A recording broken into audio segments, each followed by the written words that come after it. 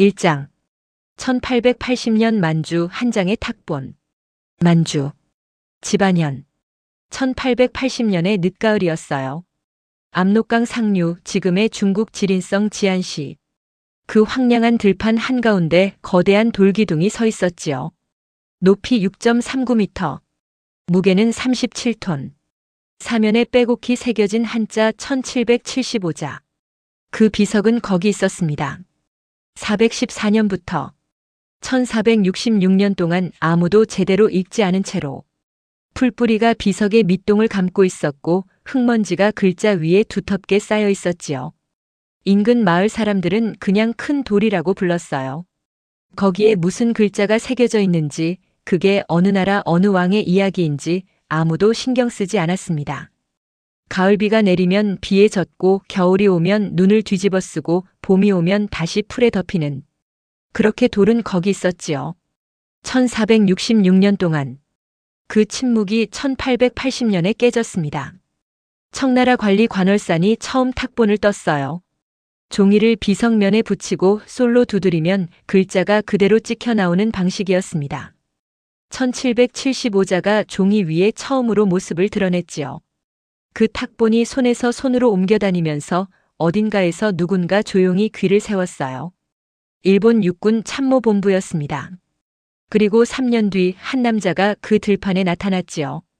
그 사람이 이 비석 앞에 선 순간부터 모든 것이 달라지기 시작했습니다.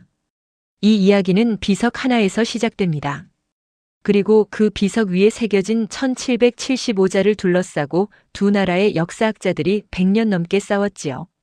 어떤 학자는 그 싸움에 인생을 걸었고 어떤 학자는 그 싸움 때문에 학계에서 밀려났습니다.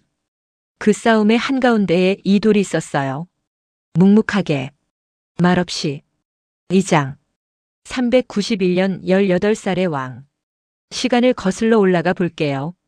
391년. 고구려. 18살의 왕자가 즉위했습니다. 이름은 담덕. 훗날 세상이 그를 광개토대왕이라고 부르게 될 사람이에요. 18이라는 나이를 한번 생각해 보세요. 지금으로 치면 고등학교 3학년 나이입니다. 그 나이에 그는 동아시아 최강의 군사국가를 물려받았어요. 선왕 고국 양왕이 세상을 떠나고 왕위가 그에게 넘어왔는데 그는 망설이지 않았습니다. 즉위 첫 해, 바로 군대를 남쪽으로 보냈어요. 백제의 성 10개를 빼앗았습니다. 이듬해 392년엔 이번엔 왕이 직접 군사 4만을 이끌고 북쪽으로 향했지요.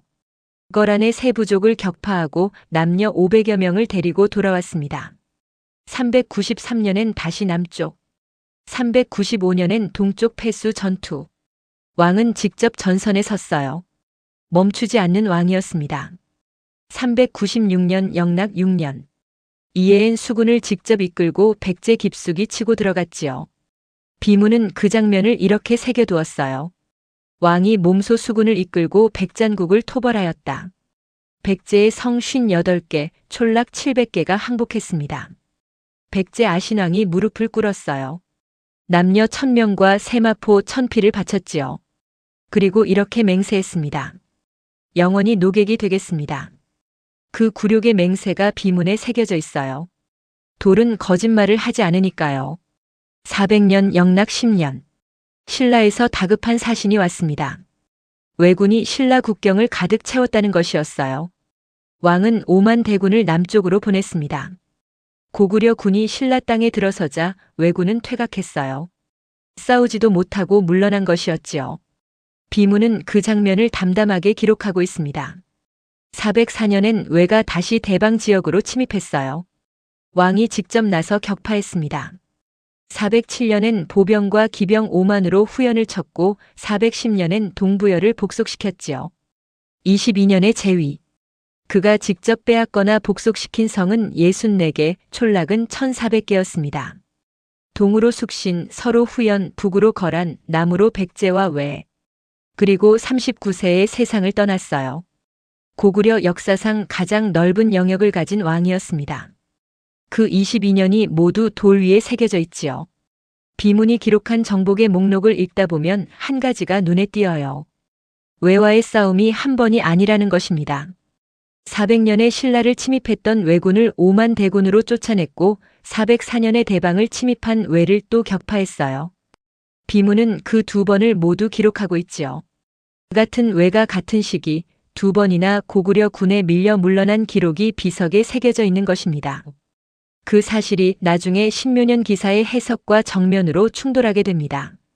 413년 광개토대왕이 세상을 떠났습니다. 39세였어요. 아들 장수왕이 뒤를 이었지요. 장수왕은 아버지의 무덤을 만들었고 그 곁에 비석을 세웠습니다.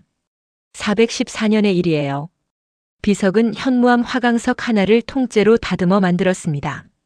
높이 6.39m, 사면에 예서체로 한자 1775자를 새겼지요. 한자 한자 끌로 쳐서요. 돌에 새기는 일은 오래 걸리는 일입니다. 잘못 새기면 되돌릴 수도 없어요. 장수왕은 그렇게 아버지의 22년을 돌 위에 남겼습니다. 비문의 첫 문장은 이렇게 시작되지요. 옛날 시조 추모왕이 나라의 기틀을 세웠다. 추모왕, 즉 주몽입니다. 고구려의 건국 시조예요. 비문은 그로부터 광개토대왕에 이르는 혈통을 먼저 세운 다음 왕의 22년을 영락, 5년부터 20년까지 해마다 기록해 나갔습니다. 그 비석은 단순한 묘비가 아니었어요. 고구려가 동아시아를 어떻게 호령했는지를 선언하는 돌이었습니다. 우리가 이 땅의 주인이었다는 돌로 새긴 선언이었지요. 비석은 414년부터 집안 땅에 서 있었어요. 고구려가 망하고 발해가 들어서고 사라지고 요구먼이 그 땅을 거쳐갔습니다. 이성계가 조선을 세우던 때에도 비석은 거기 있었고 임진왜란이 일어나던 때에도 비석은 거기 있었지요. 비석은 그것들을 다 지켜봤습니다. 말없이. 그리고 1880년 처음으로 탁본이 떠졌어요. 그리고 3년 뒤 일본 참모본부의 한 장교가 그 들판에 나타났습니다. 장수왕이 비석을 세우던 날 어떤 마음이었을까요?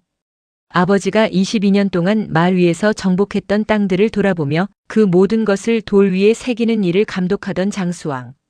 글자 하나하나를 끌로 쳐서 새기는 장인들. 얼마나 걸렸을지 기록은 없어요. 그러나 그 비석이 완성되었을 때 장수왕은 아버지에게 가장 묵직한 무언가를 바친 것이었습니다. 썩지 않는 돌 위에 새긴 기록. 1466년 후에도 지워지지 않을 이름. 장수왕의 선택은 옳았어요. 비석은 살아남았으니까요. 2장. 사카와 비석 앞에 서다. 1883년. 일본 육군 참모본부. 사카와 가게노부 중위가 만주로 파견되었습니다. 공식 임무는 지형정보 수집이었어요. 집안현 들판. 사카와가 비석 앞에 섰지요. 잠깐 1883년이라는 해를 생각해 볼게요. 강화도 조약이 체결된 지 7년이 지났고 이모군란이 막 끝난 해였습니다. 조선을 향한 일본의 야심이 노골화되던 시기였지요. 일본 참모본부는 대륙 진출의 역사적 명분을 찾고 있었어요. 한반도를 지배하려면 그 지배가 어제 오늘의 일이 아니라는 역사적 근거가 필요했습니다. 수천 년 전부터 이어온 관계라는 그런 논리가 필요했어요. 그 무렵 1775자가 새겨진 이 비석이 눈에 들어온 것이었습니다. 사카와는 탁본을 만들었어요. 그런데 그가 선택한 방식이 일반 탁본과 달랐지요. 쌍구 가묵본이라는 방식이었어요. 비석면에 종이를 붙이고 글자의 외곽선을 붓으로 먼저 따라 그린 다음 그 안을 먹으로 채우는 방식입니다. 탁본을 찍는 것이 아니라 사람의 손으로 글자를 다시 그리는 방식이었어요. 사람의 손이 글자에 직접 개입하는 방식이었지요. 이 차이가 나중에 모든 것을 바꾸게 됩니다. 생각해보면 사카와가 선택한 방식이 참 묘합니다. 탁본을 찍는 것은 비석을 그대로 종이에 옮기는 일입니다. 그런데 쌍구 가묵본은 사람이 한 번 더 개입하는 방식이에요. 글자의 외곽선을 사람의 손으로 따라 그리는 것이니까요. 그 손이 조금만 움직이면 글자의 형태가 달라질 수 있습니다. 의도적이든 아니든. 그래서 이진희는 훗날 이 방식 자체에 주목하게 되지요. 1884년 탁본이 일본으로 건너갔습니다. 일본 참모본부는 이것을 바탕으로 비문을 해석했어요. 그리고 이듬해 1885년 세상에 공식 발표를 했지요. 비석이 입을 열었습니다. 적어도 일본 참모본부의 해석을 통해서는요. 비문이면 영락 6년 기록 직전에 한 단락이 있어요. 이른바 신묘년 기사입니다. 일본 참모본부가 발표한 해석을 들어보세요. 백잔, 즉 백제와 신라는 옛날부터 고구려의 속민이었고 예로부터 조공을 바쳐왔다. 그런데 왜가 신묘년 391년에 바다를 건너와 백잔과 신라를 깨뜨리고 신민으로 삼았다. 신묘년은 391년이에요. 광개토대왕이 즉위한 바로 그 해입니다. 이 해석을 한마디로 요약하면 이렇지요. 4세기 말 왜가 바다를 건너 한반도 남부를 지배했다는 것이에요. 백제와 신라를 복속시켰다는 것이지요. 일본 학계는 이것을 임나일본부설의 핵심 근거로 삼았습니다. 임나일본부, 즉 고대 일본이 한반도 남부에 설치했다는 통치기구가 실제로 존재했다는 주장이었어요. 이 해석은 교과서에 실렸고 일본의 조선, 식민 지배를 역사적으로 정당화하는 논리를 뒷받침하는 데 활용되었습니다. 그런데 한국 학자들이 이 문장을 다시 읽었을 때 완전히 다른 해석이 나왔어요. 문제는 딱 하나였지요. 바다를 건너와 깨뜨렸다는 행동의 주어가 누구냐 하는 것이에요. 한자 문장에는 주어가 생략되는 경우가 많습니다. 앞 문장의 주어가 계속 이어지기도 하지요. 그렇게 읽으면 이 문장의 뜻은 완전히 달라집니다. 고구려가 바다를 건너 왜를 격파했다는 뜻이 되는 것이에요. 왜가 쳐들어왔기 때문에 고구려가 응징하러 바다를 건넜다는 읽기가 되는 것이지요. 같은 문장이에요. 글자도 같고요. 그런데 주어 하나가 달라지면 역사가 완전히 뒤집힙니다. 4세기 말 동아시아의 패자가 누구였는지가 달라지는 것이에요. 왜가 한반도를 지배했느냐 아니면 고구려가 왜를 격파했느냐. 그러면 왜 이런 해석의 차이가 생겼을까요? 단순히 한자 독해 방식의 문제였을까요? 아니면 누군가 그 비석에 먼저 손을 댔던 것이었을까요? 1885년 도쿄 참모본부의 발표를 들은 일본 학자들은 흥분했을 것입니다. 드디어 근거가 생겼다는 것이었지요. 고대 일본이 한반도 남부를 지배했다는 증거가 1400년 전 고구려가 직접 세운 비석에 새겨져 있다는 것이었어요. 이보다 확실한 증거가 어디 있겠느냐는 것이었습니다. 그 해석은 교과서로 들어갔고 강의실에서 가르쳐졌고 논문으로 쌓였어요. 90년 동안. 그런데 그 모든 것의 출발점이 사카와가 만주 들판에서 손으로 그려온 탁본 하나였다는 것을 그때 사람들은 의심하지 않았습니다. 그 의문을 정면으로 제기한 사람이 1972년에 나타났습니다. 3장 1972년 도쿄 제1역사학자 이진희의 선언 1972년 도쿄 제1한국인 역사학자 이진희가 한 권의 책을 출판했어요. 제목은 광개토왕비의 연구였습니다. 이진희는 이 책에서 비석 변조 의혹을 정면으로 제기했지요. 사카와가 만주에서 비석을 마주했을 때 탁본을 뜨기 전에 비석 표면에 석회를 발랐다는 것이었어요. 특정 글자들 위에 석회로 새로운 면을 만들고 그 위에 원하는 획을 새긴 뒤 그렇게 바뀐 상태에서 탁본을 제작했다는 것이었습니다. 신묘년 기사의 핵심 글자들이 그렇게 바뀌었다는 것이었지요. 이 주장은 세 가지 근거 위에 서 있었어요. 첫째, 사카와의 쌍구 과목본과 다른 경로로 제작된 탁본들을 나란히 비교해보면 신묘년 기사 구간의 특정 글자들이 서로 다르게 나타난다는 점이었습니다. 바다를 건너 깨뜨렸다는 그 핵심 구절 주변에서 차이가 두드러지게 나타났어요. 둘째, 1900년대 초 중국인 탁본 장인들이 독립적으로 제작한 원석. 탁본에서 사카와 탁본과 다른 글자 형태들이 확인된다는 점이었지요. 같은 비석인데 탁본에 따라 글자가 다르게 찍혀 나온다는 것이었습니다. 셋째, 쌍구 과목본이라는 방식 자체가 사람의 손이 글자에 개입할 수 있는 구조였다는 점이었어요. 사람이 글자의 외곽선을 직접 그리는 방식이었으니까요. 이진희의 책이 나오자 학계가 들끓었습니다. 단순한 해석 논쟁이 아니었어요. 탁본 자체가 조작되었다면 1885년 이후 90년 가까이 이어온 일본 측 해석 전체가 모래 위에 지은 집이 되는 것이었으니까요. 일본 학계도 반응했습니다. 1970년대 후반 일본 학자 미즈타니 테이지로가 발언했어요. 사카와 탁본의 일부 글자에서 인위적인 처리 흔적이 있다고 인정한 것이었습니다. 완전한 조작이라고는 하지 않았어요. 그러나 처리가 있었다고는 했지요.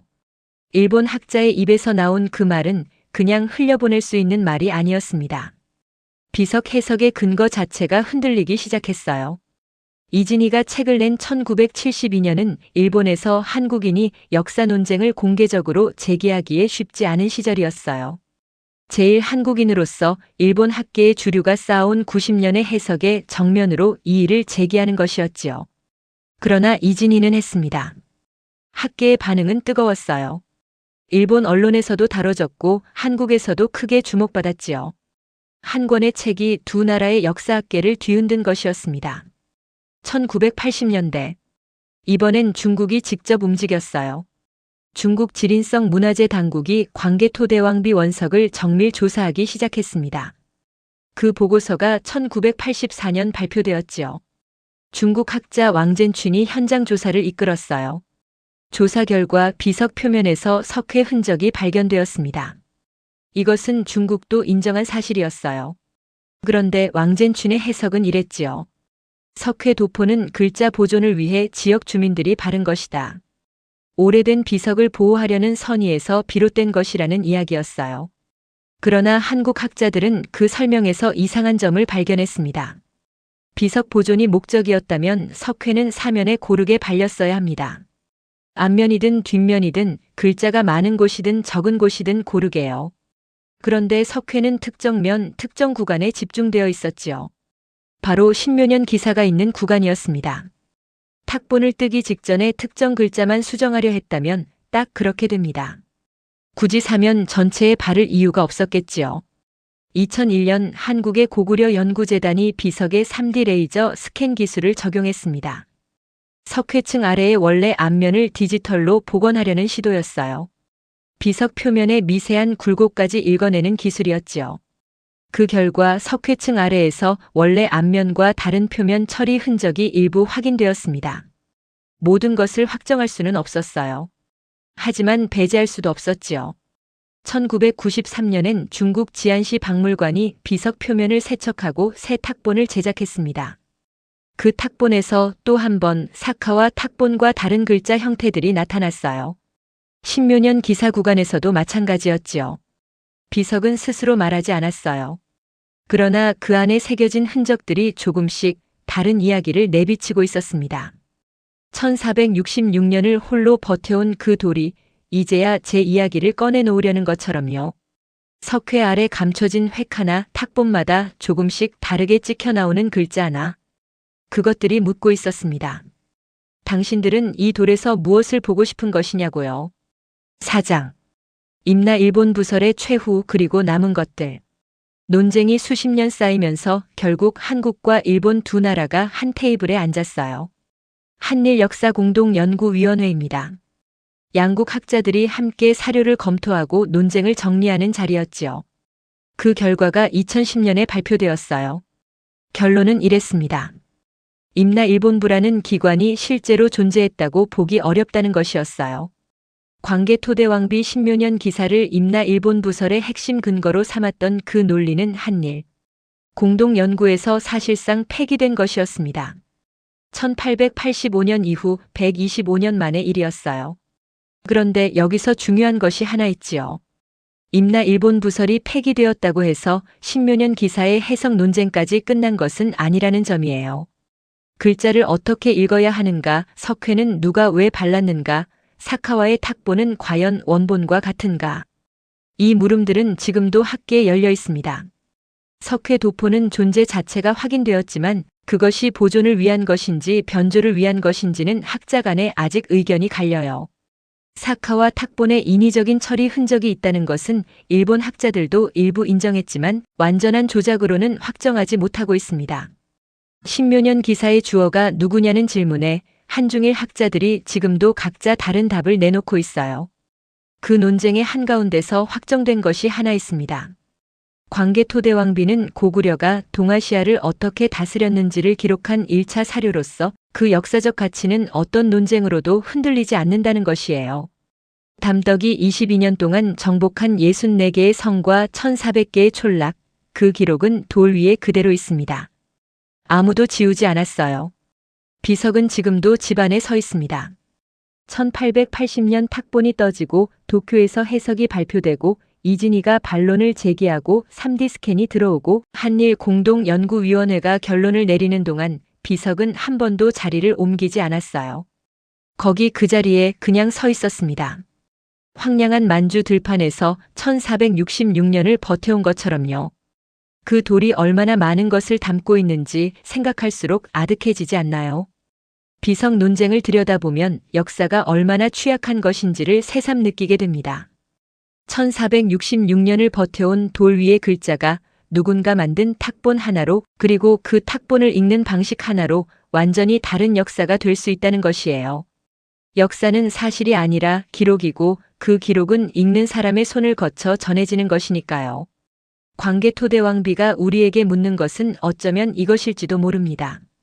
당신은 이 돌을 어떻게 읽겠는가 라고요. 다시 집안현 들판을 생각해봐요. 그 황량한 들판에 지금도 비석이 서 있습니다.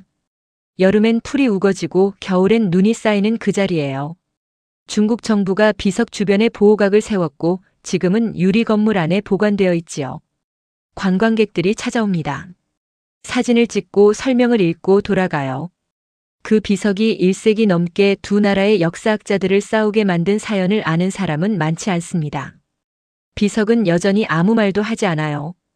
그러나 그 돌 앞에 서본 사람들은 하나같이 말합니다. 그 침묵이 너무 크게 들린다고요. 414년에 세워진 비석 하나가 있어요. 1775자. 그 가운데 신묘년 기사 몇 글자. 1880년대에 일본 참모본부 장교가 탁본을 가져갔고 그 탁본 위에서 해석이 만들어졌습니다. 그 해석이 식민 지배의 명분이 되었지요. 1972년 한 학자가 그 탁본의 의문을 제기했어요. 2010년 한일 공동연구위원회가 임나 일본 부서를 사실상 폐기했습니다. 그러나 비석에 손을 댔는지 아닌지 지금도 확정하지 못하고 있어요. 1466년 동안 거기 서 있었던 돌. 아무에게도 말 걸지 않고 아무도 읽지 않은 채 그 긴 세월을 버텨온 돌. 그 돌 앞에 서면 여러분은 어떤 생각이 드시겠어요? 이 영상이 마음에 드셨다면 구독과 좋아요 정중히 부탁드립니다. 다음 키워드는 백제 의자왕입니다. 의자왕의 진짜 마지막은 언제일까요? 백제가 신라에 항복 후 당나라에서 무슨 일이 있었을까요? 그 이야기를 다음에 들려드릴게요. 자매 채널 한컷 세상도 함께 보시면 좋습니다. 지금까지 키워드 역사와 함께 해주셔서 감사드립니다.